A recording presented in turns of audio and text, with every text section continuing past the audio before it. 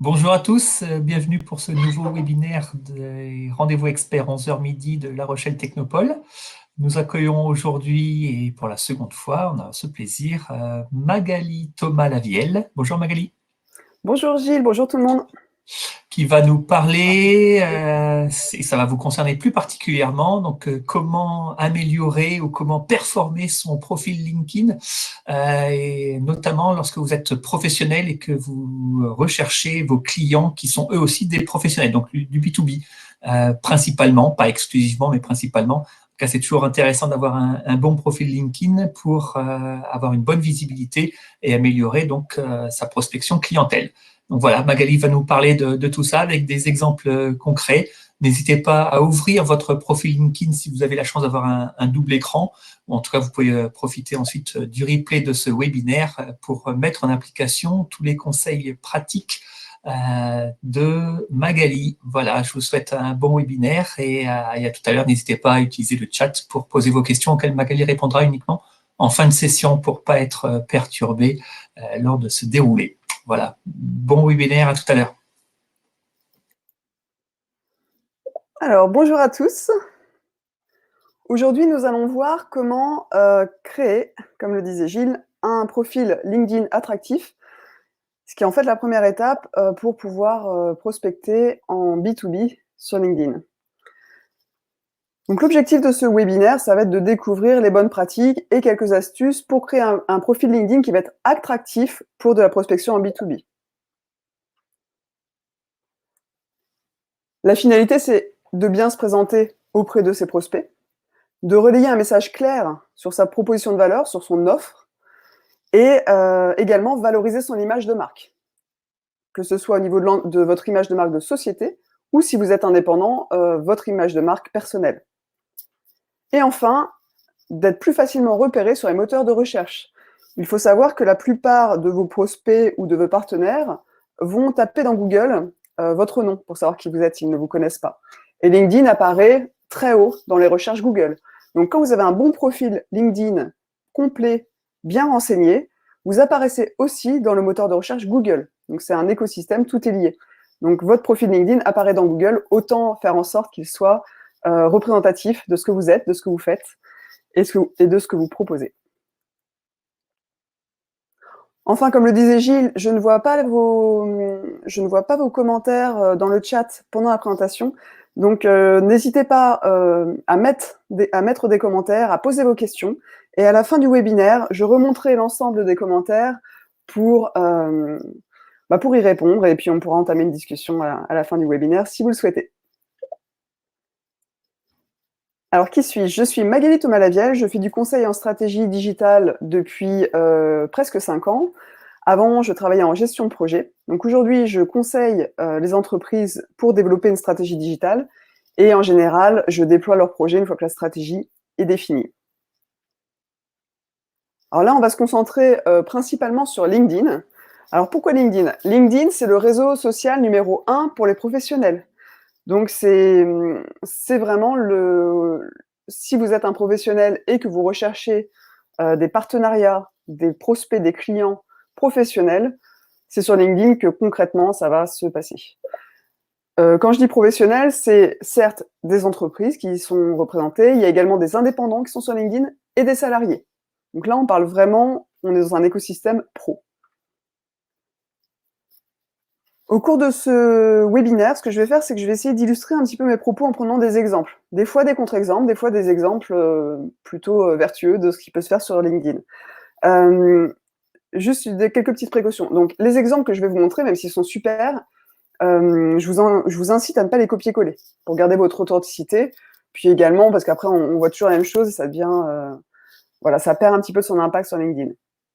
Et les contre-exemples que je vais vous montrer ne sont là uniquement pour illustrer mes propos, donc je n'émets pas du tout de jugement de valeur sur ces profils, c'est juste voilà, pour illustrer des fois des petites erreurs qui peuvent être faites sur LinkedIn. Et je ne suis pas exemplaire, hein, mon profil LinkedIn n'est pas non plus ultra complet, donc moi-même je ne suis pas... voilà, si vous prenez mon profil, il y aura des choses qui sont pas terribles, et c'est comme ça. Enfin, faites preuve de discernement dans ce que je vais vous dire. Il y a des choses qui vont être bonnes pour vous, pour votre secteur d'activité, par exemple, pour votre activité, pour votre offre. et il y a des choses qui vont pas forcément être pertinentes. Donc prenez ce qui est bon et utile pour vous et dans votre cas particulier. Alors commençons sans tarder par l'état d'esprit à avoir quand on travaille sur un profil LinkedIn. Donc, un profil LinkedIn, quand vous êtes une entreprise, il ne faut pas le concevoir comme un CV. C'est plutôt, ça sera à concevoir plutôt comme une page de vente, quelque chose qui va vous permettre de montrer vos services, de montrer votre valeur, de démontrer les bénéfices de vos produits ou services. Mais LinkedIn était un peu conçu au départ comme un service aux salariés. Là, n'étant pas salarié, il va falloir un petit peu détourner les fonctions de LinkedIn initiales afin de vraiment servir, vous, votre entreprise. L'état d'esprit également à avoir, c'est que le profil LinkedIn ne doit pas parler de vous, mais doit parler à vos prospects ou vos clients. Là, on est en train de construire un profil LinkedIn en vue d'une prospection B2B.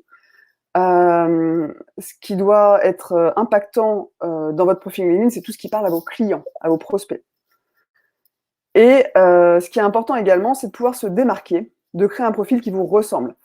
Je vais vous partager quelques bonnes pratiques sur LinkedIn. Si ça ne vous ressemble pas de le faire comme ça, ne le faites pas. Il faut mieux faire un profil LinkedIn imparfait, mais qui vous ressemble, plutôt qu'un profil lisse, mais qui ne dit rien de ce que vous êtes ou de ce que vous propose, par exemple, votre entreprise. Donc, soyez vous-même, tous les autres sont déjà pris. Citation d'Oscar Wilde, c'est tout à fait valable sur un profil LinkedIn. Le profil LinkedIn doit vous ressembler.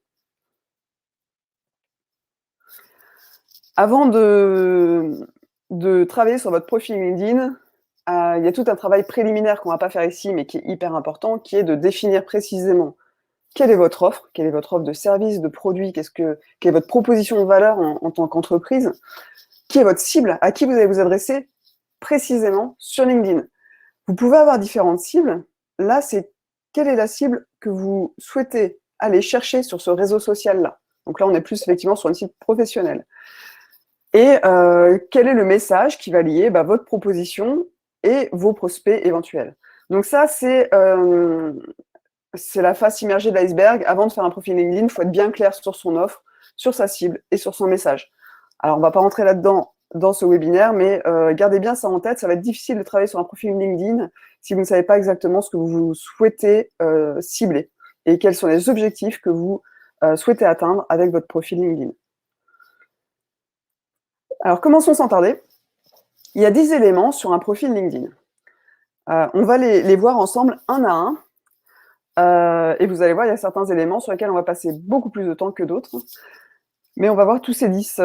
Donc, le premier élément du profil LinkedIn, c'est la bannière. Je vous montrerai tout ça sur un profil tout à l'heure. Ensuite, il y a la photo de profil. Donc, c'est votre photo. Il y a le titre du profil, la description. Ensuite, il y a toute une section expérience qui va être plus liée à vos expériences professionnelles. Une section formation. Ensuite, on rentre sur la partie compétences et recommandations. Ensuite, il y a la partie recommandations qui correspond plus à des témoignages, en fait. Il y a toutes vos réalisations et vos centres d'intérêt. Alors, on va voir ça sur un vrai profil. Sur un vrai profil LinkedIn. Alors, laissez-moi juste le temps de... Voilà. Alors là, j'ai pris un profil LinkedIn complet, où il y a toutes ces sections. Parce que vous n'avez pas nécessairement l'ensemble de ces sections. Je vais vous expliquer comment ça fonctionne. Donc là, sur ce profil LinkedIn, j'espère que vous voyez bien mon écran. Donc c'est le profil de Gary Vee, un célèbre webmarketeur américain. Oui. Est-ce que vous voyez bien sur l'écran, on est retourné à la page La Rochelle Technopole, en fait. D'accord, très bien. Alors, je crois savoir ce qu'il faut faire. Alors, hop. Je vais glisser ça ici. Très bien.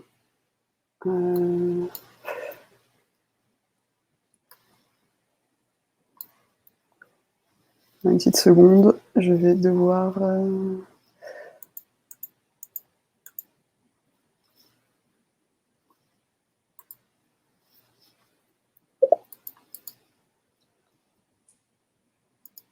Je vais le faire un petit peu plus manuellement, c'est pas très grave.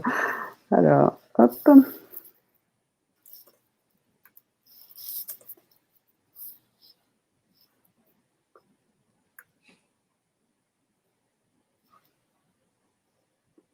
Voilà.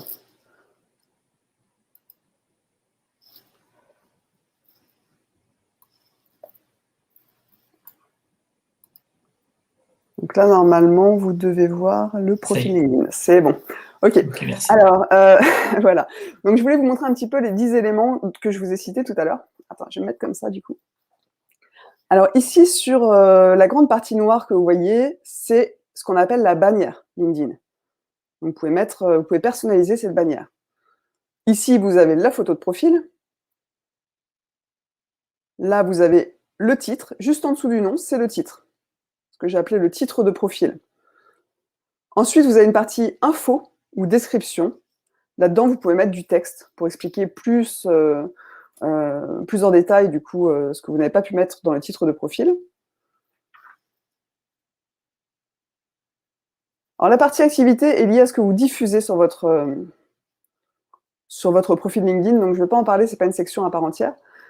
Ensuite, il y a la partie expérience. La partie expérience, c'est tout ce que vous avez réalisé, quels sont les postes que vous avez occupés, quelles sont toutes vos expériences professionnelles.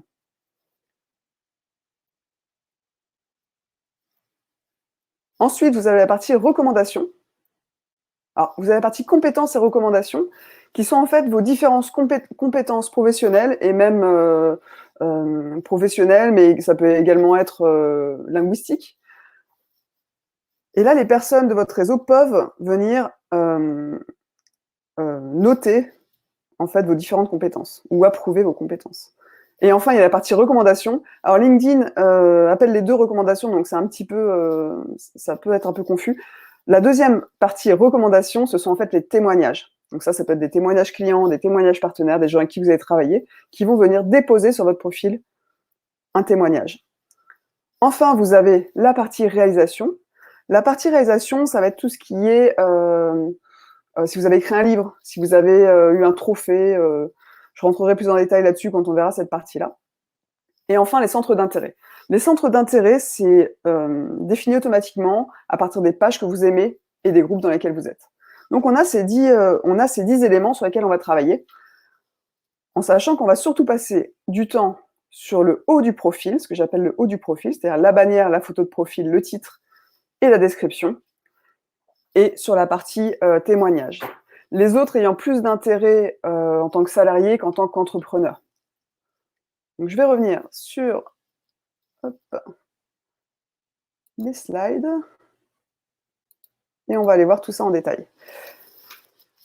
Alors, pourquoi c'est important de bien compléter toutes les sections, même si certaines, on l'a vu, n'ont pas nécessairement d'intérêt. Donc, c'est important de compléter toutes les sections pour deux raisons. Tout d'abord, pour votre cible, pour vos prospects.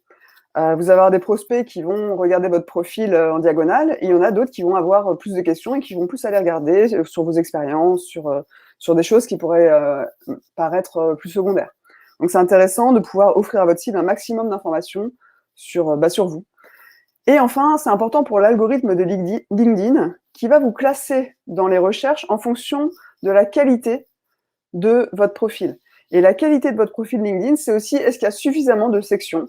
Est-ce qu'il y a suffisamment de sections complétées? Donc l'algorithme va aller un petit peu chercher pour voir si votre profil LinkedIn est complet. Si vous avez juste mis votre nom, un titre rapide, renseigné peu de sections, vous allez être moins bien référencé par LinkedIn. C'est-à-dire que si quelqu'un vous cherche à se rapprocher de vous, vous n'allez pas apparaître dans les premiers dans le moteur de recherche LinkedIn. Donc c'est important pour l'algorithme également de bien remplir toutes les sections. Après, il ne faut pas non plus vouloir à tout prix plaire à l'algorithme au détriment de votre cible. C'est-à-dire que ça doit rester lisible, ça doit rester clair. On est quand même là avant tout pour présenter qui on est à des potentiels partenaires ou prospects. Alors, comment on fait pour personnaliser les sections? Alors là, c'est pareil, je vais vous montrer rapidement. Parce que je ne sais pas si certains ont ouvert leur profil LinkedIn à côté. Vous n'avez pas nécessairement toutes les sections. Moi, par exemple, je ne les ai pas toutes. Donc, je vais vous montrer comment on peut ajouter ou personnaliser des sections. Alors à nouveau, je vais devoir sortir. Ah bah super, ça marche. Okay. Voilà, je vais vous montrer mon profil parce qu'en fait, du coup, je suis obligée d'être en mode administrateur. Donc, quand vous êtes sur votre profil LinkedIn, vous avez certaines choses qui n'apparaissent pas en mode public. Donc, quand vous êtes connecté sur votre profil LinkedIn, ici, vous avez des boutons que vos prospects ne voient pas. Et en haut, juste en dessous de la bannière, vous avez ajouté une section au profil. Donc, si vous cliquez ici, vous verrez que vous pouvez rajouter. Moi, par exemple, je n'ai pas de section réalisation.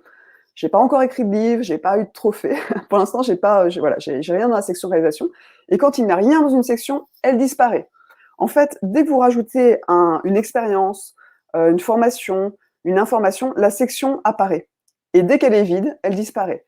Donc là, si je voulais, imaginons, rajouter la section réalisation, il faudrait que je clique ici sur réalisation.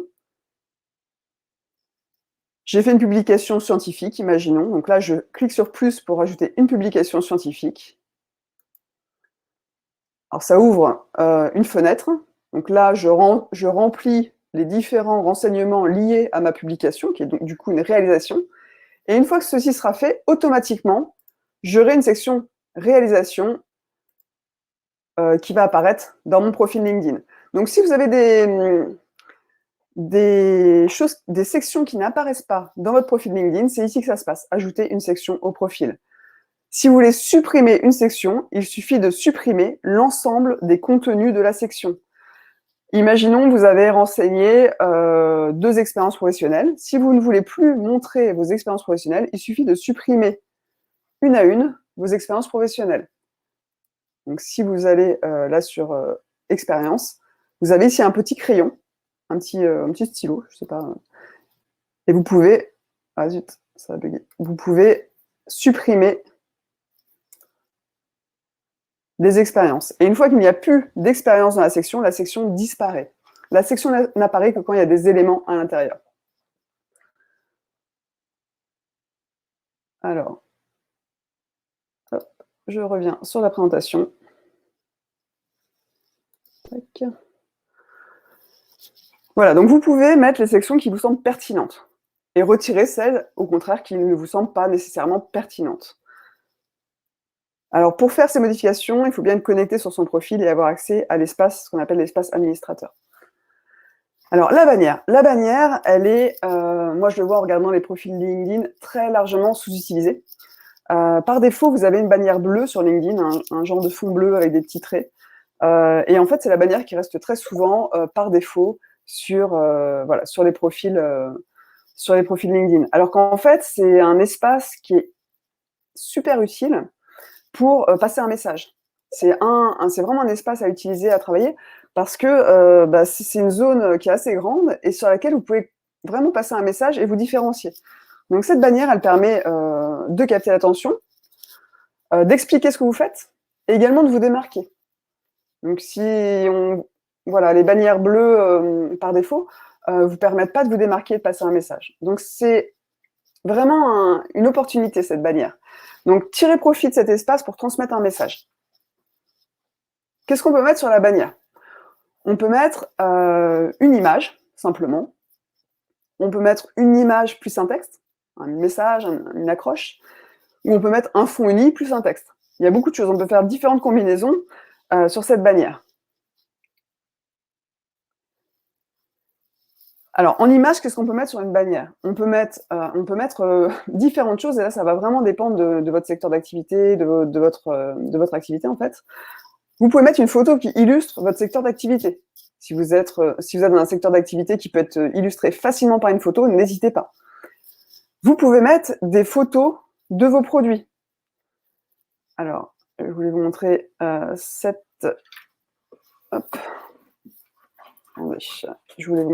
personne-là qui a utilisé une bannière en mode... qui a vraiment utilisé la bannière justement pour présenter ses produits. Du coup, le message est assez clair. Je vous montre juste cet exemple.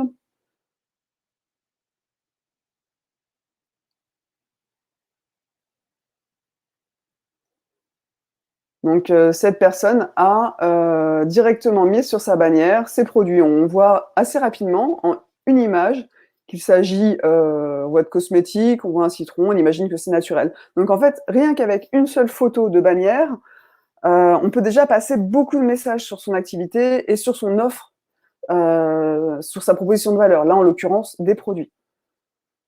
Donc ça, c'est quelque chose que vous pouvez faire si vous vendez des produits physiques. Ensuite, vous pouvez mettre, si vous êtes un commerce, si vous êtes un fleuriste, un boucher, un coiffeur, vous pouvez mettre une photo de votre devanture. Donc ça peut être le devant de votre magasin. Ça va montrer quoi comme message? Que vous êtes un magasin, peut-être même où vous êtes, si derrière vous avez les tours de La Rochelle, voilà, on arrive à vous situer. Donc ça va relocaliser un petit peu votre activité. Et puis ça peut être, voilà, ça parle en fait. Rien que l'image peut transmettre un message. Vous pouvez également mettre des photos de vos locaux, de votre siège social, là, si vous avez un siège social représentatif de votre entreprise. Donc là, je voulais juste vous montrer cet exemple. On est celui-là, tac. Alors là, c'est le profil de Charles Kloboukov, la nature. Donc lui, ce qu'il a mis en photo de profil, et c'est assez représentatif, c'est la photo de son siège social. Donc, ce qui est intéressant avec cette bannière, c'est qu'il y a à la fois le nom de l'entreprise qui apparaît sur le toit, et puis il y a le côté avec le premier plan avec des fleurs et des fleurs, de la végétation et le bâtiment en bois. Rien qu'avec cette photo, on passe un message quand même assez clair sur ce qu'est sur l'entreprise. Donc ça, c'est possible aussi. Une photo de votre siège social, une photo de vos locaux, c'est quelque chose qui est complètement possible. Vous pouvez mettre... alors, si vous êtes plutôt dans le domaine de... Si vous êtes par exemple, conférencier, coach, formateur, indépendant, là, ce qui peut être vraiment efficace, c'est de mettre une photo en situation. C'est-à-dire, vous demandez à quelqu'un de vous prendre en photo en formation, en conférence, pendant que vous livrez en fait votre valeur, et c'est cette photo qui peut être mise sur votre bannière. Ce qui est intéressant avec ce type de photos, c'est que ça apporte énormément d'autorité et de crédibilité. Je vais vous montrer l'exemple de ce coach américain. Hop. Qui donc a mis une photo en conférence. Ça va s'afficher.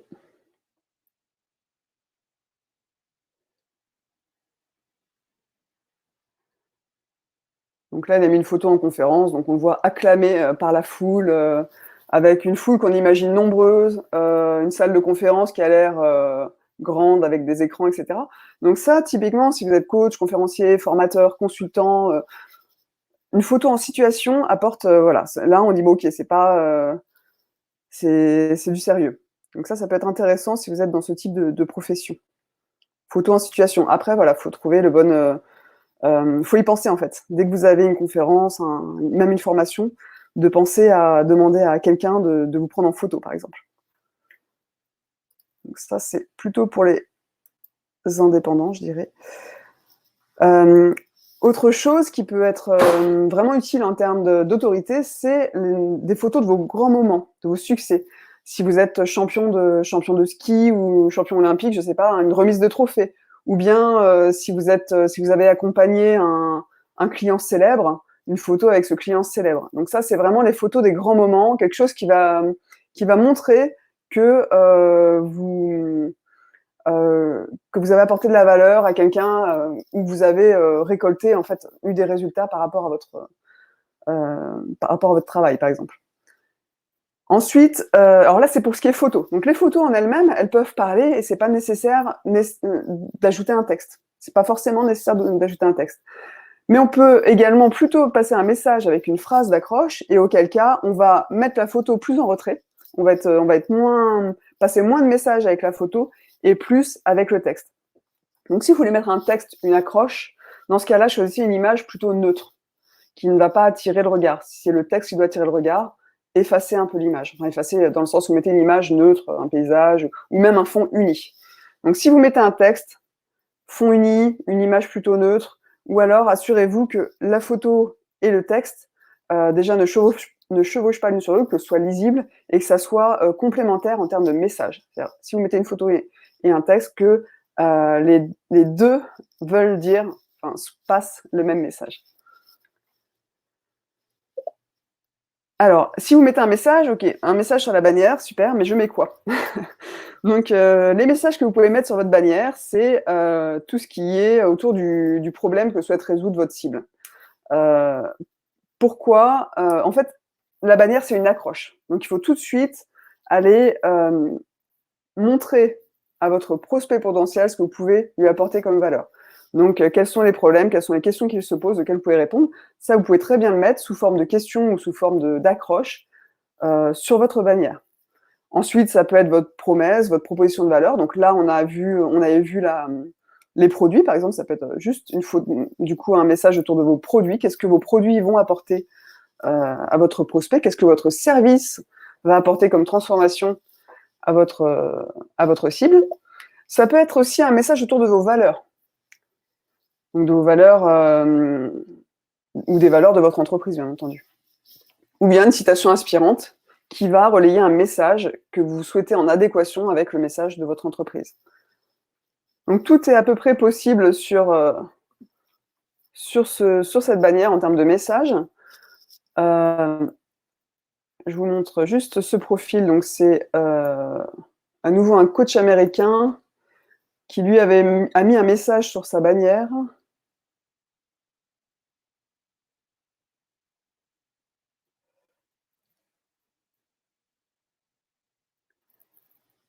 Donc là, doublez votre impact. Donc là, c'est clairement une promesse. Alors, on voit des éléments complémentaires, mais ce qui saute aux yeux, c'est justement cette accroche. Alors là, elle a utilisé à la fois un texte et une photo, mais elle n'empiète pas l'une sur l'autre. Donc ça le fait dans ces cas-là. Donc voilà, vous pouvez mettre une accroche, une promesse, quelque chose de fort qui va interpeller en fait. L'objectif de cette bannière, c'est d'interpeller les personnes avec qui vous souhaitez engager une conversation en fait. Alors voilà pour le contenu. En termes de forme, on va quand même en parler. Techniquement, la bannière, elle doit faire 1536 x 768 pixels, recommandé. Donc ça, c'est pas, vous n'êtes pas au pixel près, mais c'est la taille recommandée par LinkedIn pour une bannière. C'est un format image, donc en format JPEG ou PNG. Donc c'est une image en fait qui doit être ici. Donc si vous mettez du texte, transformez-le en image afin de pouvoir l'intégrer en bannière. Et ah oui, dernier petit warning, c'est la photo de profil. La photo de profil empiète sur la bannière. Donc quand vous créez votre bannière, prenez bien en compte cette contrainte pour ne pas que votre message, votre photo empiète sur, par exemple, le message de votre bannière. Là, je vous prends un contre-exemple, une personne dont la photo, du coup, empiète sur la bannière et du coup, le message est moins clair. Et je vois assez souvent, en fait, la photo de profil qui va effacer une partie du message. Donc là, voilà, elle a mis... là, c'est pas le pire que j'ai pu voir. Mais vous voyez, du coup, la photo de profil, vous voyez ici, empiète en partie sur la bannière. Donc, si votre bannière avait un texte en dessous à la place du clavier, ça viendrait, du coup, cacher une partie du message. Donc, moi, ce que je vous recommande quand vous faites une bannière, c'est, si vous avez du texte, mettez-le plutôt en haut à droite, ou alors bien centré en laissant des marges, notamment à gauche, pour ne pas que la photo de profil efface ou cache une partie de votre message. De la même façon, si vous mettez une image, faites en sorte que la partie la plus importante de l'image ne soit pas cachée par la photo de profil. Hop. Donc, pour faire une bannière, même si vous n'êtes pas graphiste, je voulais vous transmettre quelques outils.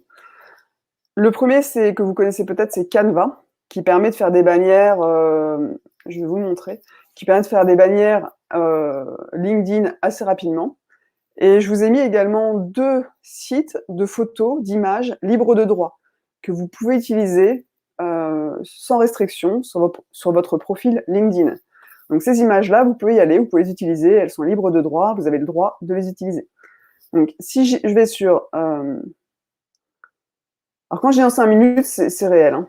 Je vais vous montrer du coup comment faire pour faire une jolie bannière avec Canva. Donc Canva, c'est un site qui permet de faire des graphiques, des logos, des plaquettes, etc. Donc là, si je vais sur créer un design, vous avez, alors là, moi, je l'utilise souvent, donc il est en haut, mais si vous faites ici, vous recherchez LinkedIn, vous verrez qu'il y a un format bannière LinkedIn. Donc là, il est en 1400 x 425, mais du coup, ça passe, c'est une bannière standard LinkedIn. Donc, en fait, ça vous ouvre un document, enfin un futur graphisme, au bon format. Vous voyez, donc ça, c'est le format allongé, paysage de LinkedIn. Et là, vous avez à gauche plein de modèles que vous pouvez utiliser. Moi, je suis sur une version gratuite de Canva et ouais, imaginons celui-ci, très bien. Donc, pour une agence immobilière, donc vous pouvez complètement utiliser ce modèle et ensuite aller mettre agence Immo plus 17. Voilà. Je ne sais pas si c'est le nom de 17. Et puis vous pouvez mettre une accroche, etc. Alors là, typiquement, j'aurais pas mis à gauche, j'aurais mis à droite parce qu'on revient à nouveau sur l'histoire de la photo de profil. Tout serait du même côté, ça serait pas forcément pertinent. On pourrait juste se déplacer là, imaginons, et puis centrer le texte ici, soit centré, soit carrément.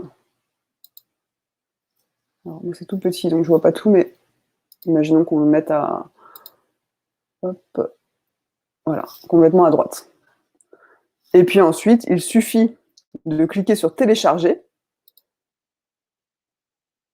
Et là, vous allez choisir le type de fichier. Par défaut, il est en PNG, ce qui est très bien comme format pour une bannière LinkedIn. Et vous allez télécharger votre bannière. Si vous ne trouvez pas votre bonheur dans les modèles, vous pouvez tout à fait partir d'une bannière vierge. Donc là, imaginons que je supprime tout. Je reviens à l'accueil.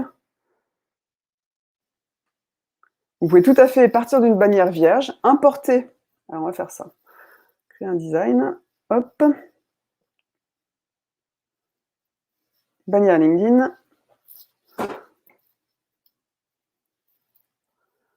Donc là, on part sur un tout nouveau design. Je vous avais parlé des sites gratuits, donc là, on va sur un des sites de banque d'images. Et là, imaginons que je sois web designer, je vais choisir ordinateur.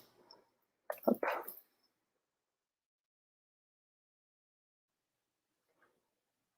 Donc je peux aller sélectionner une image. Alors rappelez-vous que la bannière LinkedIn est allongée, donc choisissez des images qui vont s'y prêter en sachant qu'en haut et en bas, ça risque d'être rogné. Donc là, je peux aller télécharger une image, tout simplement, que je vais ensuite importer en cliquant sur le téléchargement à gauche dans le menu. Je vais télécharger une image, donc je vais aller télécharger l'image en question, et puis ensuite je peux rajouter du texte, etc. et faire une bannière 100% personnalisée. Donc vraiment une bannière LinkedIn, même si vous n'êtes pas graphiste, vous pouvez le faire assez simplement avec Canva. Et utiliser des images au look professionnel grâce aux Apexel et Pixabay qui proposent vraiment des images qualitatives et libres de droit. Dans un peu, là j'ai cliqué ordinateur, mais vous pouvez taper travaux, immobilier, fleuriste, dans un peu tous les domaines d'activité, vous trouverez en image.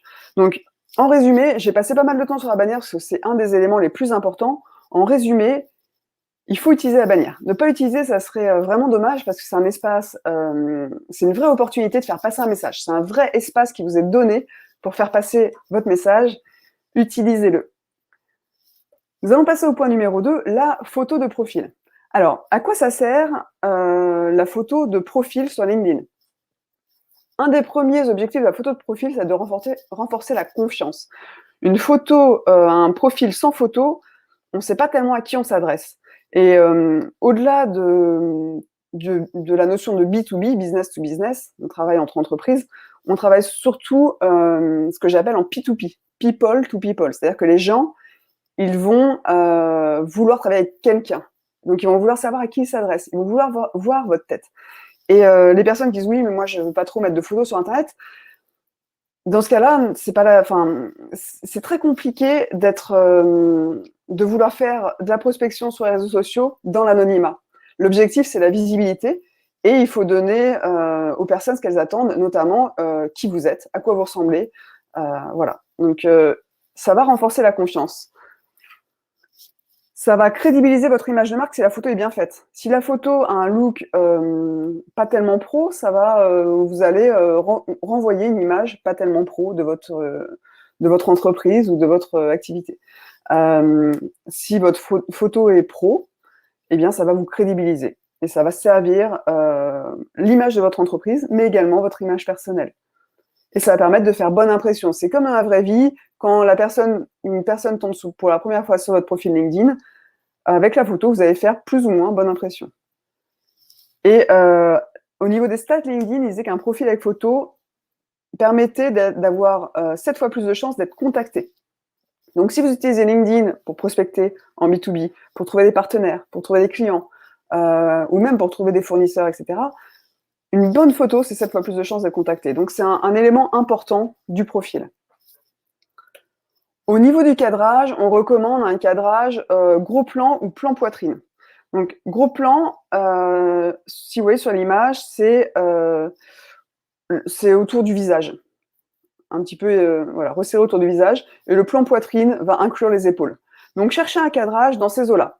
Ni trop serré, on ne veut pas un très gros plan, ni trop loin parce que on a besoin de vous voir, en fait. Donc, si vous êtes trop loin, on ne va pas bien voir les traits de votre visage et du coup, on va perdre ce côté affinitaire qu'on peut créer avec la photo. Donc, gros plan, plan poitrine, c'est le bon cadrage pour une photo de profil LinkedIn, mais une photo de profil en général, en fait. Alors, au niveau de l'orientation, je reviens sur ce profil. Moi, je recommande une orientation de face ou vers la droite. Alors, pourquoi? Je vais juste vous montrer justement sur ce profil. Vous allez voir, Alors, si vous regardez en fait un profil LinkedIn, vous avez la bannière, vous avez la photo à gauche et en dessous, vous avez le texte. Et à gauche de la photo, attendez, je reviens là. À gauche de la photo, si vous regardez ici, il n'y a rien. Hop. Il n'y a rien à gauche de la photo. Donc, si vous projetez le regard de la photo vers là, la personne qui va regarder votre profil, inconsciemment, va regarder vers là. C'est des neurosciences. Donc, ce que j'aurais, par exemple, sur cette photo, ce qui aurait pu être intéressant, ça aurait été de mettre la photo en miroir pour porter le regard vers la bannière qui est bien faite. Et du coup, le regard aurait pu même porter sur le nom de l'entreprise. Donc, si vous le pouvez, orientez votre regard vers la bannière, enfin en tout cas vers la droite, ou de face. Et si vous pouvez éviter d'aller vers la gauche, parce que ça envoie du coup le regard de la personne qui regarde votre profil sur un endroit où il n'y a pas grand-chose à voir. Donc, de face ou vers la gauche, c'est ce qui est recommandé pour l'orientation. De face ou vers la droite, pardon, c'est ce qui est recommandé pour votre photo de profil. Alors, utilisez une photo de qualité. Donc là, j'ai des photos, j'avais trouvé une photo de profil, je ne vais peut-être pas vous la montrer, mais donc une photo de qualité, c'est-à-dire qu'en gros, elle doit être lumineuse, nette, que les contrastes soient bien travaillés. Donc une belle photo, en fait, une photo, alors pas nécessairement une photo professionnelle, mais une photo sur laquelle il n'y a pas trop d'ombre marquée, vous n'êtes pas dans le noir ni en contre-jour, qu'elle ne soit pas floue. Voilà, une photo qualitative.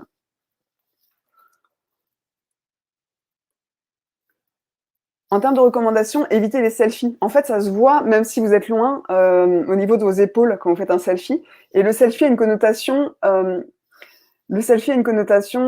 pas professionnelle du tout, en fait. Ça fait un peu selfie dans la rue, en vacances, etc. Donc, sur une photo de profil LinkedIn, même si vous êtes bien habillé, même si vous présentez bien, le fait d'avoir un selfie, ça va tout de suite inconsciemment baisser votre valeur, dégrader votre image, en fait, professionnelle. Donc, on est sur un réseau professionnel, on évite les selfies. Alors, cette photo était intéressante. La deuxième, c'est également un profil LinkedIn que j'ai trouvé. Soyez seul sur votre photo de profil. Pourquoi? Parce qu'en fait, quand on regarde alors là, si je clique sur ce profil-là, qui est plutôt bien fait à part ça, Mais ce qui est intéressant, c'est, hop, je vais mettre en plein écran, c'est qu'en fait, ils sont 2 sur la photo de profil. Donc ce monsieur s'appelle Grégory Lopez, sauf que je ne sais pas lequel c'est des 2. Est-ce que c'est celui de gauche? Est-ce que c'est celui de droite? Moi, j'aurais tendance à penser que c'est celui avec le micro, mais du coup, c'est celui qui est de dos, donc il n'y a pas d'affinité. Donc soyez seul sur votre photo de profil. On doit pouvoir identifier qui vous êtes. Alors là, vous remarquerez sur la bannière, du coup, l'utilisation d'une accroche qui est pour le coup super bien. Public is my boss. Donc il n'y a jamais de bon ou mauvais profil LinkedIn. Là, pour le coup, je n'aurais pas mis 2 personnes sur la photo parce qu'on ne sait pas trop à qui on s'adresse. Et quelqu'un qui ne vous connaît pas ne saurait pas identifier quelle personne vous êtes sur la photo.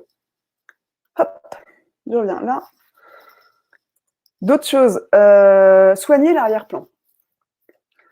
Évitez les photos avec un arrière-plan de vacances, par exemple. Une plage, bon, ça donne envie, mais c'est sur un réseau social professionnel, ça peut être inadapté. Après, tout dépend de votre cible. Hein. Si vous êtes dans le tourisme, ça s'y prête. Mais mettez un arrière-plan qui soit qui soit en phase, en fait, qui soit déjà qui soit pro, qui ne soit pas trop chargé, sinon ça va disperser un peu l'attention du visiteur.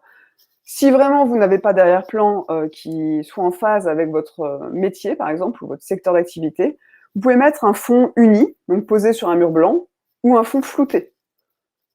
Donc ça permet de faire ressortir le visage, par exemple, et de faire ressortir en fait la photo de profil. Donc ça, c'est la photo de profil. Ça, c'est le compte LinkedIn de Barack Obama, qui est intéressant dans l'utilisation justement de l'arrière-plan de la photo de profil. Alors lui, ça s'y prêtait bien. On n'a pas nécessairement un arrière-plan facile ou qui représente. Donc là, on voit bien donc la photo de profil avec le drapeau américain. On imagine que cette photo a été prise à la Maison Blanche. Enfin, moi, j'imagine. Donc voilà, là, c'est hyper représentatif de son activité. Donc l'arrière-plan va servir. Là, c'est l'utilisation d'un arrière-plan pour servir un message. Donc là, l'arrière-plan va encore renforcer la photo de profil et va être... c'est un écosystème, photo de profil, bannière, message. Dans le doute, mettez un fond uni ou flouté. Et si vous avez, comme Barack Obama, l'opportunité de poser en situation avec un arrière-plan qui va venir ajouter un message, c'est encore mieux. Au niveau de la tenue, sur votre photo de profil, dans la mesure du possible, portez une tenue en adéquation avec votre métier. Donc, si c'est OK d'être détente, casual dans votre métier, pas de souci, vous pouvez poser un t-shirt, etc. Si vous êtes avec une cible qui s'attend plus à un type de tenue, adaptez-vous en fait. Adaptez votre tenue à votre cible et à votre métier. Et également, évitez les éléments de distraction. Là, par exemple, sur cette photo de profil, on voit que la personne a des lunettes de soleil et du coup, ça distrait un petit peu. On n'arrive pas, la photo de profil est moins percutante. On est un peu distrait par ces lunettes de soleil. Ça peut être le cas également de gros bijoux. Si vous avez des bijoux, si vous êtes une femme que vous avez des bijoux très voyants qui prennent beaucoup de place, et ben en fait, même si ça vous met en valeur, vous sentez bien ces bijoux, en fait, inconsciemment, enfin, le regard de votre prospect va être attiré par ces couleurs, par ces bijoux, et ça va finalement un petit peu la personne ne va pas plus forcément se rappeler de vous. Peut-être de vos boucles d'oreilles, de votre gros collier, mais ce qui est important, c'est que la personne se rappelle de votre visage. Enfin, dernier petit conseil sur la photo de profil, regardez l'objectif, parce qu'en fait, le regard, en regardant l'objectif, ben, la personne va avoir l'impression que vous la regardez elle, celle qui regarde votre profil, et puis souriez. Alors le sourire, on a une fâcheuse tendance à croire que ça nous dessert au niveau professionnel. Non, en fait, quand on sourit, on est perçu comme plus professionnel. Donc n'hésitez pas à sourire, ça, c'est que du positif. Techniquement, sur la photo de profil, c'est une photo de profil, la photo de profil sur LinkedIn est carrée, même si après elle est cerclée. Donc on recommande 400 x 400 pixels. En format image, donc à nouveau JPEG ou PNG, d'une taille maximum de 8 MO. Donc sur la photo de profil, essayez de prendre en considération ces différents éléments. Comment faire ma photo de profil? Alors, la photo de profil, vous pouvez la faire vous-même. en insistant notamment sur la luminosité. Donc faites en sorte d'avoir un bel éclairage, soit naturel, soit artificiel, mais voilà, une belle luminosité va permettre de faire une belle photo de profil, et éviter, comme je vous l'ai dit, les selfies. Ou si vous avez vraiment, si vous le souhaitez, vous pouvez le faire chez un professionnel qui va vous faire une photo professionnelle en studio, en extérieur, ça peut être possible aussi, et après il s'arrange pour flouter un petit peu l'extérieur, ou sur votre lieu de travail. Donc professionnel ou vous-même, mais si vous le faites vous-même, insistez, une bonne luminosité, un bon éclairage. Et enfin, si vous voulez tester votre photo de profil, vous avez ce petit site qui est pratique. On va tester la mienne. Donc vous allez sur Snapper. Alors le temps que ça charge, voilà. Donc c'est un site qui va vous permettre d'analyser votre photo LinkedIn et qui va vous faire des recommandations. Donc là, ça va vous donner une note. Donc là, ça va analyser la mienne. Je vous ai dit, j'étais pas exemplaire, hein. Déjà, la photo est bien trop vieille. Alors, donc j'ai un score de 70% sur ma photo. Alors, ce qui est intéressant, c'est pas uniquement le score, c'est vraiment tout ce qui va être en dessous. Donc, les points positifs et les points négatifs de la photo de profil. Alors moi, le visage, c'est pas terrible, hein, 56 sur 100. Donc, ce qui ne va pas, c'est le sourire, très bien. Là, c'est au niveau de la luminosité, au niveau de la mâchoire, donc qui ressort pas suffisamment. Et les yeux, ce qu'ils appellent le squinch, c'est est-ce qu'on plisse un peu les yeux. Donc, c'est un peu le sourire avec les yeux. Donc là, voilà, il y a différents éléments. Donc, vous pouvez aller voir, si vous testez votre photo de profil, aller voir toutes les informations. Alors, c'est en anglais, je sais pas si on peut le mettre en français. Je pense qu'il doit y avoir une possibilité. Enfin, voilà, vous avez tous les détails de votre photo. Donc la composition n'est pas mauvaise, a priori. Et puis voilà, il y a tout ce qui est luminosité, contraste, etc. Donc là, sur la partie editing, vous avez tout ce qui la qualité, la netteté, le flou de votre photo, donc c'est intéressant. Donc vous pouvez aller tester votre photo, puis si vous voyez que le score est acceptable, bah, c'est parfait. Et sinon, vous pouvez voir sur quels éléments vous pouvez améliorer votre photo. Donc ça, je vous laisserai tester. Bon, c'est ludique, hein. C'est ludique, mais c'est plutôt fiable, ça donne des indications plutôt utiles si vous souhaitez améliorer votre photo de profil. Numéro 3, le titre du profil. Donc le titre du profil, c'est ce qui apparaît sous votre photo. Et pourquoi c'est très important, c'est que c'est aussi la seule phrase qui va apparaître dans la section recherche. Quand quelqu'un vous cherche sur LinkedIn, c'est ce titre-là qui va apparaître. Donc il est vraiment à soigner, il a pour objectif de capter l'attention, et il faut le concevoir comme une accroche. Les 3 objectifs du titre, ça va être de parler à sa cible, asseoir son autorité en termes d'expertise et se démarquer. Le titre du profil doit être précis, court et efficace. En 1 ou 2 lignes, on doit pouvoir savoir ce que vous proposez, ce que vous faites, comment donner envie de travailler avec vous. Donc ce message, ce titre, il doit être axé autour de la proposition de valeur et non du métier. On n'a pas tellement envie, votre prospect n'a pas forcément tellement envie de savoir quel est votre titre, mais plutôt comment vous pouvez l'aider et comment on peut travailler ensemble. Ah oui, également, ce qui est important, je vous montre juste ce profil-là, c'est quand vous faites, si vous avez plusieurs activités, il va falloir en choisir. Il va falloir en choisir un. Peut-être celui qui est le plus adapté à votre profil LinkedIn. Par exemple, si vous avez une cible particulière, une cible professionnelle, mettez le message qui va s'adresser à votre cible professionnelle. Si vous avez une cible, voilà. Donc là, par exemple, cette personne-là, elle a mis, à mon sens, beaucoup trop de choses. Ça brouille un peu le message. Essayez de choisir un axe. Quelle est votre proposition de valeur unique sur cette plateforme, en fait? Parce que vous pouvez très bien avoir différents segments de clientèle. Mais sur ce segment de clientèle professionnelle, qu'est-ce que vous voulez mettre comme message? Conférencière, consultante en QVT, sophrologue, rédactrice web, créatrice de podcast, etc. À mon sens, c'est un peu trop. Après, il y a une bonne utilisation pour sa cible des emojis, ça va attirer le regard. Mais là, il y a, à mon sens, un peu trop d'axes différents. Hop.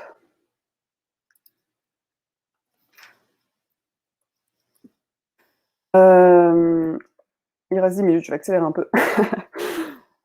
La partie, de toute façon, les plus importantes, ce sont les 4 premières. Hein. C'est pour ça que je passe le plus de temps là-dessus. Les autres, vous allez voir, on va passer assez rapidement, puis c'est assez limpide. Donc, au niveau de la partie description ou la partie info, qui est du coup, vous avez la bannière, la photo, le titre sur la photo. Donc ça, c'est primordial. Si vous devez passer 90% de votre temps sur votre profil LinkedIn, passez-le sur ces éléments. Ensuite, il y a la partie description qui va permettre à votre prospect d'en savoir plus. Ce qu'il faut savoir, c'est que si vous n'avez pas soigné le haut du profil, les gens n'arriveront pas à la partie description. Ils vont zapper. Donc, soignez bien votre photo, votre bannière et votre titre. Et là, les gens vont avoir envie d'en savoir plus, vont cliquer sur votre profil pour en savoir plus. Et pour en savoir plus, c'est justement dans la description. Donc, les premières lignes de la description sont affichées seulement. Donc, vous avez quelques lignes affichées. Et ensuite, il faut cliquer pour en savoir plus sur voir plus pour afficher l'intégralité de la description. Donc, soignez dans cette partie description les premières lignes. Faites un genre de teasing, quelque chose qui donne envie de cliquer sur voir plus. Je ne vais pas avoir le temps de vous montrer le profil de Gary Vee, mais lui, il est en mode, il raconte une histoire. Donc, quand on voit le début de l'histoire en disant, j'ai été depuis 16 ans, alors je ne me rappelle plus exactement cette histoire, c'est j'ai créé ma première entreprise à 12 ans, etc. Donc, peu importe. Et là, on dit, ah tiens, qu'est-ce qui se passe ensuite? Donc, on clique sur voir plus. Donc, essayez de trouver une façon de présenter quelques premières lignes vraiment accrocheuses, un teasing qui donne envie aux gens de cliquer sur en savoir plus et de voir du coup l'intégralité de la description dans lesquelles on va rentrer plus en détail sur votre offre. Donc, au niveau de la description, à nouveau, l'idée n'est pas parler de soi. On évite le mode CV et on s'adresse à sa cible. Alors, j'ai pris ce profil-là. Je ne connais pas ces personnes, hein. Comme c'est des profils publics, du coup, je les prends comme exemple. Mais c'est ce que je vois très, très souvent sur LinkedIn. C'est qu'en fait, les personnes dans la description, elles racontent leur parcours, elles racontent leur vie, etc. Et là, si on voit sur Info, par exemple, alors coach professionnel, certifié RNCP, j'accompagne les managers, dans mon métier de coach, j'étais directrice marketing, diplômée de l'ESSEC, mon parcours m'a permis. En fait, c'est intéressant, mais en fait, ça parle d'elle. Et c'est pas vraiment ce qui va intéresser en prospection B2B, ce qui va intéresser votre cible. Votre cible, elle a envie de savoir ce que vous allez lui apporter, ce que vous proposez comme service, quelles sont les modalités, quelles sont éventuellement la façon dont vous faites les choses. Mais en fait, ce qui est intéressant d'analyser, c'est combien de fois on dit je dans cette partie, j'accompagne, j'explore, lorsque j'étais, ce qui m'anime, diplômé, j'ai exercé. Si vous avez beaucoup de jeux, en fait, vous êtes en train de prendre la mauvaise direction dans la direction de votre profil. Donc, c'est plutôt le tu, le vous, le nous éventuellement qu'on doit utiliser dans cette partie-là. Ensemble, nous pouvons, je sais pas, ou votre site internet disponible en voilà. Bon là, j'ai pas d'idée comme ça, mais parlez de votre cible, parlez de la personne qui lit votre profil, mais ne parlez pas de vous. En fait, toutes ces informations, ils les auront plus bas s'ils veulent, et en général, ils ne les diront pas. Mais là, ce que vous avez besoin de montrer, c'est ce que vous pouvez apporter à votre cible, et il faut parler de sa cible, en fait. Il faut s'adresser à sa cible. Évitez le mode CV. Là, on est sur un profil entrepreneuriat, entreprise, donc on parle pas... on n'est pas sur là, cette présentation s'adresse vraiment à des entrepreneurs d'entreprise. On n'est pas dans une recherche d'emploi. Donc, on évite le mode CV, c'est pas pertinent et ça intéresse pas forcément votre cible. Le ton que vous utilisez dans la partie des descriptions doit être adapté à votre cible. Si vous tutoyez, alors c'est plus rare sur Réseau Pro, mais si vous tutoyez votre cible, tutoyez-la ici. Si vous la voyez, vous voyez là. Si vous êtes sur un métier, voilà, utilisez un ton soutenu si votre cible attend ça, un ton décontracté si votre cible attend ça. Soyez cohérent. Donc, il faut répondre en fait à cet endroit-là de la description. La question à se poser, c'est qu'est-ce qu'attend ma cible? Qu'est-ce qu'elle veut savoir? Et j'y réponds ici. Comment elle s'attend à ce que je me comporte? Et faites ce qu'attend votre cible sur cette partie description. Donc, axez un message autour de la proposition de valeur à nouveau. Qu'est-ce que vous pouvez offrir à votre cible? Comment vous pouvez travailler efficacement ensemble? Qu'est-ce que vous allez lui apporter? Comment vous allez l'aider à passer un cap, à se transformer? Enfin, voilà. Quand je dis vous, ou vos produits, comment vos produits vont l'aider au quotidien, qu'est-ce que ça va lui permettre de faire, quel temps ça va lui permettre de gagner, je sais pas ça. Donc là, c'est vraiment la proposition de valeur, qu'est-ce que vous offrez et comment, et la deuxième partie qui peut être intéressante, c'est comment vous l'offrez différemment des autres. Si vous êtes sur un produit, si vous vendez des déodorants par exemple, bon bah peut-être que c'est des déodorants bio, naturels, je sais pas. Il y a des choses intéressantes à aller creuser sur les éléments différenciants. C'est dans cette partie-là qu'on les met, les éléments différenciants. Qu'est-ce que vous faites? Qu'est-ce que vous allez offrir? Comment vous allez aider la personne? Et comment vous le faites différemment des autres? Donc, au niveau du contenu, au minimum, on met un message direct qui adresse la problématique de la cible. Donc, pour les déodorants, voilà, imaginez. La description de l'offre et les bénéfices. Donc, qu'est-ce que vous offrez et qu'est-ce que ça va apporter? Et moi, je rajoute un appel à l'action qui peut être un lien vers votre boutique en ligne, découvrez nos produits, ou qui peut être, si vous êtes consultant, une demande de rendez-vous. Prenez rendez-vous avec moi, ou un appel à l'action vers... ça peut être un appel téléphonique, une prise de rendez-vous, un lien vers une boutique en ligne. Essayez d'inciter à ce moment-là votre prospect, s'il est arrivé jusque-là, c'est qu'il a été intéressé. Donc, amenez-le à agir et à voir comment vous pouvez aller plus loin dans la relation. Après, vous pouvez mettre également un rappel de la cible. Donc ça peut être intéressant de bien redéfinir qui est votre cible. Nous adressons aux... donc là, le travail sur la cible est très important, ce que je vous disais, travail préliminaire. Rappelez à qui vous adressez et essayez d'écarter les personnes auxquelles vous ne souhaitez pas vous adresser. Ceux que vous ne souhaitez pas qu'ils vous contactent. C'est important aussi, ça vous fera gagner du temps. Parce qu'en prospection LinkedIn, ça peut aller vite, mais l'intérêt n'est pas d'avoir des dizaines d'appels ou des trafics sur votre site de gens non qualifiés. Donc là, on va essayer de qualifier la cible. Vous pouvez mettre les méthodologies utilisées, si vous utilisez des méthodologies spécifiques. Vous pouvez mettre des références clients, donc avec qui vous avez travaillé, de prestigieux, par exemple, et coller quelques témoignages, même si on les retrouve plus bas. En termes de forme, essayez de rendre la description la plus lisible possible, qu'une personne puisse scanner un petit peu cette partie de description, donc des retours à la ligne, des points, des titres, des symboles, quelque chose qui soit facilement lisible et agréable à lire. Alors voilà, sur ces 4 éléments qui sont les plus importants, je vais passer plus rapidement sur le reste, vu que le temps passe. Donc, description, titre de profil, bannière, photo de profil, 4 éléments. Passez 95% de votre temps sur la conception de votre profil sur ces éléments-là. Après, les autres éléments, ils sont plus limpides, il y a l'expérience. Alors l'expérience, quand vous êtes entrepreneur, ça va plus pour démontrer l'expertise, faire autorité. Veillez à bien mettre en lien les expériences avec votre proposition de valeur actuelle et garder une pertinence dans l'ensemble. Inutile de mettre une expérience qui n'aurait rien à voir avec votre job actuel, par exemple, parce que ça va plus perturber le message qu'autre chose. Le message doit être limpide et avoir une certaine cohérence. Pas la peine de remonter trop loin. Au brevet des collèges, c'est pas nécessaire. Donc, soyez clair, synthétique, mettez que les expériences pertinentes. Et dans les expériences, quand vous décrivez votre expérience, évitez le jargon, il faut que ce soit compréhensible. Les gens doivent comprendre ce que vous avez fait, comment vous l'avez fait. Et à nouveau, essayez en tant qu'entrepreneur, en tant qu'entreprise, de ne pas être en mode CV. Là, on n'est pas sur une recherche d'emploi. Cette section expérience n'est pas très importante en tant qu'entreprise. Ce qui peut être intéressant, ça va être de créer du lien, par exemple avec des personnes qui auraient travaillé dans la même entreprise que vous précédemment, si vous venez du salariat ou des choses comme ça. Mais clairement, c'est pas la session la plus importante. Tout comme la session formation, qui n'est pas primordiale en tant qu'entreprise. Peu importe quelle formation vous avez faite quand vous êtes entrepreneur, c'est plus la valeur que vous allez apporter à votre cible qui importe. Donc, vous pouvez choisir l'ordre de vos sections. Ces 2 sections-là, expérience formation, veillez à ce qu'elles ne soient pas en haut. C'est pas les sections les plus importantes, donc on va les mettre plus bas.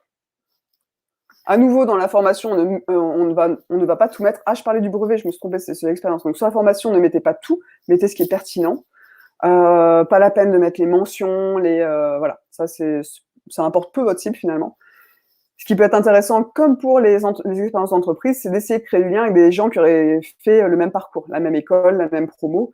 Et ça peut être une façon d'engager la conversation. Mais voilà, à nouveau, c'est pas la session la plus importante. Ne pas oublier le e-learning. Donc, si vous avez fait un MOOC très pertinent avec votre activité, une formation en ligne, mettez-la. Ça a de la valeur. Et gardez toujours un fil rouge dans les formations. Si avant vous avez fait une formation que vous n'utilisez plus ou qui n'est plus pertinente avec votre activité actuelle, ne la mettez pas. Les compétences, ce sont des compétences que vous pouvez aller chercher dans le profil LinkedIn avec des mots-clés. Et vous pouvez mettre jusqu'à 50 compétences. Alors, 50 compétences, c'est beaucoup. Mais voilà, LinkedIn permet de mettre 50 compétences qui peuvent être validées pour votre réseau. Donc, par exemple, quelqu'un peut me dire, bah oui, Magali, moi, je valide ces compétences en gestion de projet, par exemple. Donc, les personnes qui vont venir valider des compétences. Alors, ces compétences, à nouveau, en tant qu'entreprise, ce n'est pas très important, c'est plutôt axé recherche d'emploi et ça va permettre, en fait, de mettre en adéquation des postes et des demandeurs d'emploi. C'est pour ça que je dis pour la partie entreprise, elle n'est pas primordiale. Cependant, essayez quand même de mettre 5 compétences, au moins 5 compétences sur votre profil, tout simplement parce que l'algorithme LinkedIn va le prendre en compte dans la qualité de votre profil. Alors, vous pouvez mettre 50 compétences si vous le souhaitez, si vous avez envie. Il y en a 3 qui vont ressortir, donc vous devez choisir 3 compétences principales qui vont être en haut, et puis tout un tas d'autres compétences que vous pouvez rechercher avec des mots-clés. Et si vous avez un petit peu un manque d'inspiration sur les compétences, vous pouvez aller regarder des profils similaires, des gens qui font la même chose que vous, pour voir un petit peu quelles compétences ils ont pu mettre sur leur profil, ou regarder les offres d'emploi. Là, je ne vais pas vous montrer, mais sur les offres d'emploi, vous avez toujours en dessous toutes les compétences liées aux offres d'emploi. Donc, même si vous ne recherchez pas d'emploi, vous pouvez aller dans votre domaine d'activité mettre des compétences en lien avec des offres d'emploi qui pourraient correspondre à... Alors ça s'adresse peut-être plus à des indépendants. Et n'hésitez pas à recommander les compétences des autres personnes. Alors, j'ai bientôt fini. 5 minutes. Je suis désolée, je vais dépasser un petit peu. Recommandations. Les recommandations, alors là, pour le coup, c'est une section qui est pas forcément évidente à mettre en place, mais qui est vraiment utile et qui apporte de la crédibilité avec votre profil. Les recommandations sont le témoignage de vos partenaires, de vos clients, de vos collègues. Donc, chaque témoignage, vous devez le considérer comme un actif de votre entreprise. Un témoignage, il est acquis, il est là pour toujours. Donc, mettez en place un genre de processus pour récolter des témoignages, par exemple des gens avec qui vous avez travaillé, ou de vos consommateurs, si vous êtes sur des produits. Voilà, d'aller récolter des témoignages pour venir asseoir votre crédibilité, votre autorité et venir rajouter un gros plus à votre profil LinkedIn. Et ce qui est intéressant, c'est de demander, là je parle plutôt au niveau des consultants, des formateurs indépendants, c'est de demander systématiquement un témoignage après une mission. Et si vous êtes plus ou des entreprises avec lesquelles vous avez travaillé, quoi. Donc, dès que vous travaillez avec une entreprise, essayez de voir si c'est possible d'obtenir un témoignage. Et autre chose, si la personne, on est tous très pressés, donc vous pouvez tout à fait proposer à la personne de rédiger le témoignage à sa place. Quand je dis rédiger le témoignage à sa place, c'est vous faites un petit questionnaire rapide par téléphone, 5 minutes, vous notez les points que la personne a dit, vous lui envoyez par email pour qu'elle valide, et si c'est bon pour elle, elle aura juste à copier-coller le témoignage sans avoir à rédiger quelque chose qui peut être pénible, et on a tous pas le temps. Réalisation, alors là, c'est la partie réalisation, c'est tout ce qui est prix, trophée, récompense, publication, livre, brevet, invention. Donc, si vous avez gagné une coupe, si vous avez été récompensé autour de l'entrepreneuriat, par exemple, si vous avez rédigé un livre, si vous êtes New York Times Best auteur numéro 1 du New York Times, voilà, tout ça, c'est ici, dans les réalisations. Et ça, pareil, c'est bien asseoir la crédibilité en sachant que c'est quand même tout en bas du profil. Très peu de gens arrivent jusque-là.